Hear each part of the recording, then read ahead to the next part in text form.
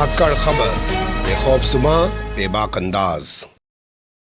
धाकड़ खबर के न्यूज़ से मैं आपके साथ हूं अकरम रईस खान। सलमान खान की एक बड़ी ही मशहूर फिल्म है, नाम है वांटेड। पुलिस कमिश्नर गनी भाई यानी विलन से कहते हैं कि जिस दिन तेरा सामना एक ईमानदार पुलिस अफसर से होगा उस दिन तेरी पैंट गीली हो जाएगी। मुझे लगता है इस डायलॉग को फिल्मी दुनिया से निकालकर भाजपा शासित राज्यों में ले जाना चाहिए और कुछ इस तरह से कहना चाहिए कि सुन भाई पुलिस वाले, सुन भाई प्रशासन वाले अधिकारी, जिस दिन तेरा मुकाबला एक संस्कारी दरिंदे से होगा, एक संस्कारी बलात्कारी से होगा, एक संस्कारी हत्यारे से होगा, एक संस्कारी दंगाई से होगा, उस दिन तेरी पैंट गीली ही नहीं पीली भी हो जाएगी, जो पहले से ही ढीली है। और मीडिया के दल्ले पत्रकार जो तलबे छोड़कर कुछ और चाट रहे हैं, वो शायद वो भी करना बंद कर देंगे। महिला आयोग भी कहीं गायब हो जाएगा, कोर्ट भी खामोश हो जाएंगे। यही नहीं, सड़कों पर तांडव करने वाले महिला सुरक्षा के मुद्दे पर वो भी कहीं नजर नहीं आएंगे। एनकाउंटर के नाम पर चलने वाली गोली भी रुक जाएगी, बुलडोजर भी कहीं लुप्त हो जाएगा।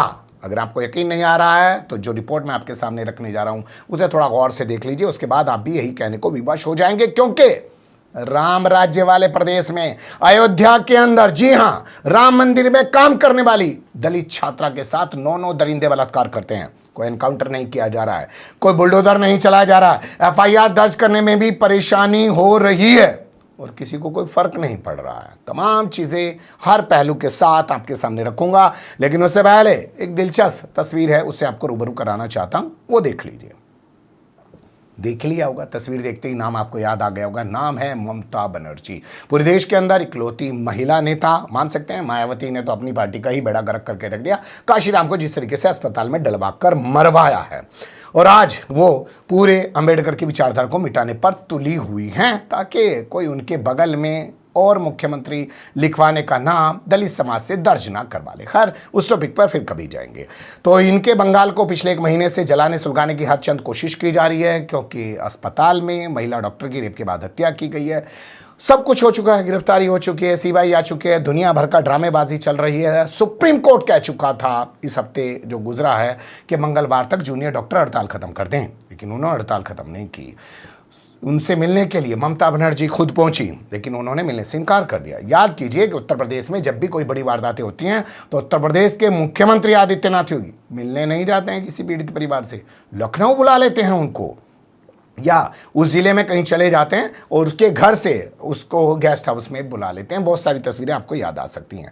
इससे आप अंदाज़ा लगा सकते हैं जो ये संस्कारी डॉक्टर कोलकाता की सड़कों पर नंगा नाच दिखा रहे हैं, वो असल में किसके इशारे पर किया जा रहा है। या आप ये भी कह सकते हैं कि कौन मुख्यमंत्री बनने लायक ज़्यादा बेहतर है, जो जनता के बीच जा रहा है, विधानसभा से प्रस्ताव पास कर रहा है, 21 दिनों के बीच ट्रायल पूरा करने की बातें कर रहा है, बलात्कारी को हत्या के मामले में जो है, मतलब रेप के बाद जो अगर हत्या कर देता है तो उसको फांसी देने तक का प्रस्ताव पास कर रहा है। लेकिन यहां जो संस्कारी बैठे हैं सत्ता में, वो हमेशा दंगाइयों के साथ खड़े दिखते हैं। यकीन नहीं आ रहा है तो खबरें देखना शुरू कर दीजिए। अब मध्य प्रदेश का हाल आपके सामने रख रहा हूं, जिसको आरएसएस की सबसे बड़ी प्रयोगशाला कहा जाता है।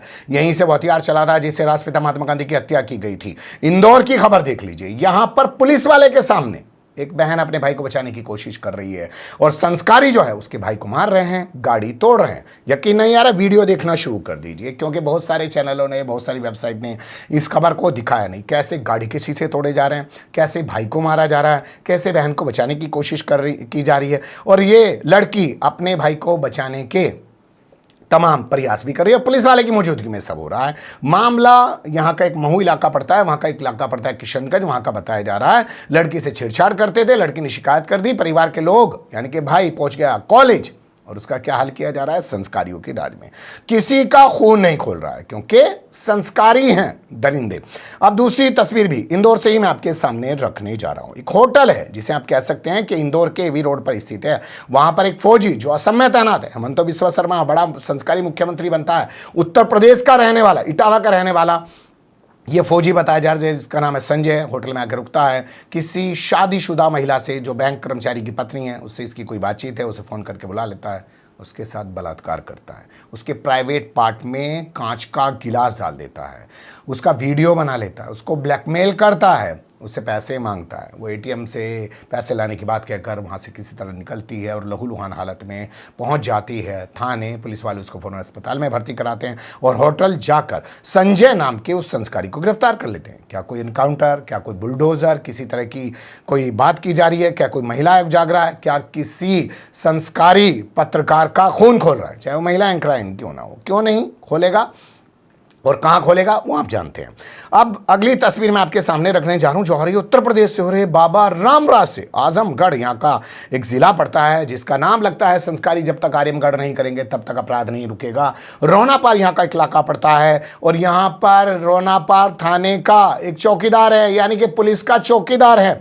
नाम उसका आपको बता रहा हूं, सुभाष है। एक महिला जो अर्धविक्षिप्त है, दुकान से कुछ सामान लेकर लौट रही है, उसको खींच लेता है दिन दहाड़े अपने घर में, उसके साथ बलात्कार जैसी घिनौनी वारदात को अंजाम देता है, उसको डरा देता है।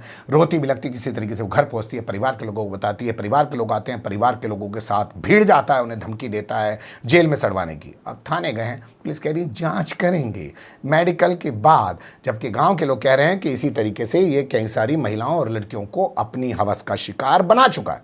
कोई एनकाउंटर नहीं है क्योंकि नाम संस्कारी का सुभाष है।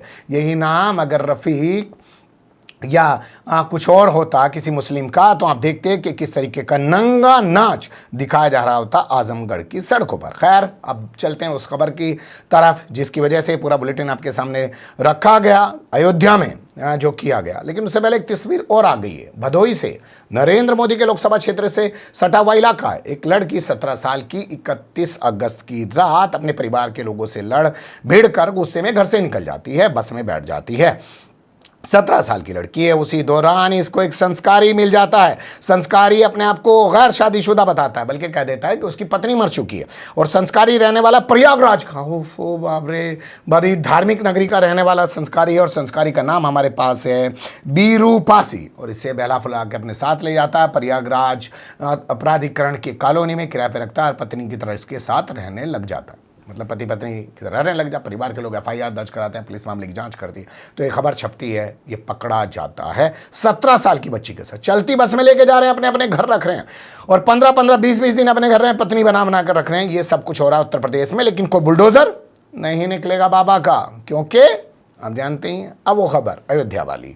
इस खबर में बताया गया है कि राम मंदिर में सफाई का काम करने वाली और यहाँ के साकेत यूनिवर्सिटी में बीए 3rd ईयर की जो छात्रा है, दलित समाज से ताल्लुक रखती है, उसके साथ 9 संस्कारियों ने दरिंदगी की है। और कोई एक जगह नहीं की है, कई जगह ले जाकर की है। और जानते हैं किसने की है? वंश चौधरी ने। और मुकदमा कहां दर्ज हुआ है? कैंट थाने में।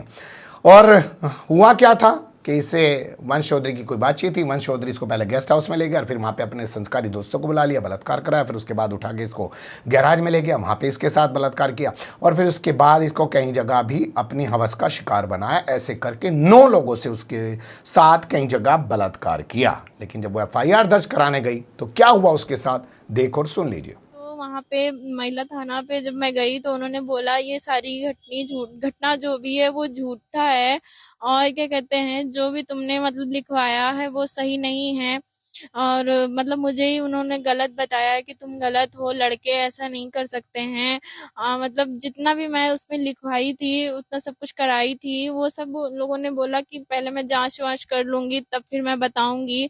उसके बाद 2 तारीख को मैं 12 बजे तक इंतजार की, जब मतलब मेरे पास कोई फोन वगैरह नहीं आया महिला थाना से, तो फिर से मैं वहां पे गई एसएसपी सर के यहाँ। वहां से आदेश हुआ एसपी सिटी सर के यहाँ, फिर मैं वहां पे भी गई तो वहां से मतलब महिला थाना कैंट के एसएचओ को बुलाया गया। उनको बताया गया कि मेरा केस दर्ज हो और मतलब मेरा एफआईआर लिखा जाए। तो वो लोग मुझे 2 बजे से लेकर के फिर रात को 9 बजे मेरा केस दर्ज हुआ है।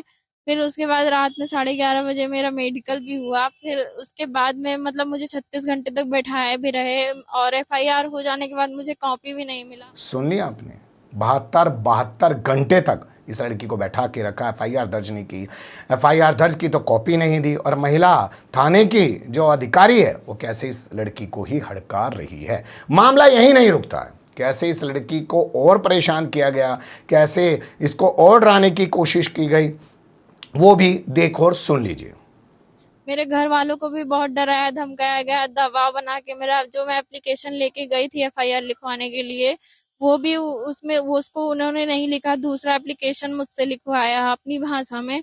बोले कि जो जो मतलब इसमें मेन मेन है वो चीज इसमें लिखो, और क्या कहते हैं उससे ज्यादा मतलब कुछ भी मत लिखना।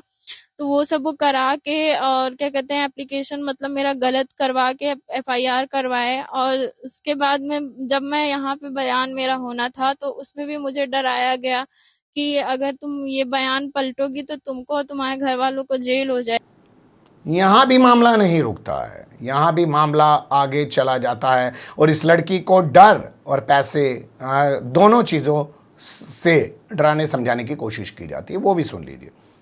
ना उसको नौकरी करने दिया जाए, बाहर पढ़ना पढ़ाई लिखाई वो कर रही है तो फैजाबाद उसको आने की कोई जरूरत नहीं है, नहीं तो अगर कोई कुछ भी होगा तो उसके जिम्मेदार हम नहीं होंगे। मेरे घर वालों को पैसे का लालच दिया गया कि अगर मतलब अगर अपनी लड़की की इज्जत चाहते हो तो घर में बैठा के रखो और मतलब केस वेस ना करो, नहीं तो फिर बहुत वो लोग मतलब बड़े ये एसएचओ थाना कैंट ने बोला, मेरे माँ बाप से बोला कि अपनी लड़की की अगर इज्जत चाहते हो तो कहीं भी बाहर मत निकलने दो, मीडिया पे ना शोने होने दो, नहीं तो इज्जत जाएगी, कहीं शादी ब्याह नहीं होगा। उन्होंने बोला कि मैं कुछ पैसा दिला करके तुम्हारे मतलब तुम्हारे लड़की की जिंदगी मतलब सही हो जाएगी, जो जितना जो भी हुआ। तो मेरे घर वाले ने कहा भी कि मुझे न्याय चाहिए, मुझे पैसा नहीं चाहिए।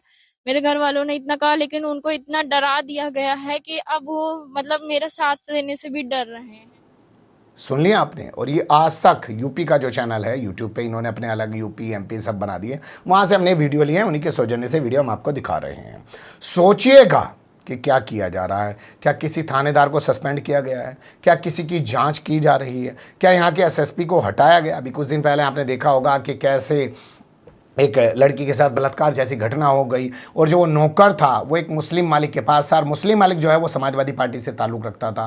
कैसे पूरे देश के अंदर नंगा नाच दिखाया गया, तांडव मचाया गया, सीधे मुख्यमंत्री के जरिए उस मुद्दे पर बोला गया। लेकिन राम मंदिर में काम करने वाली सफाई कर्मचारी महिला दलित समाज से जो आती है, छात्रा है, नौ दरिंदे बलात्कार करते हैं और पुलिस उसके साथ न जाने क्या क्या और करती है, लेकिन कोई बोलने वाला नहीं है।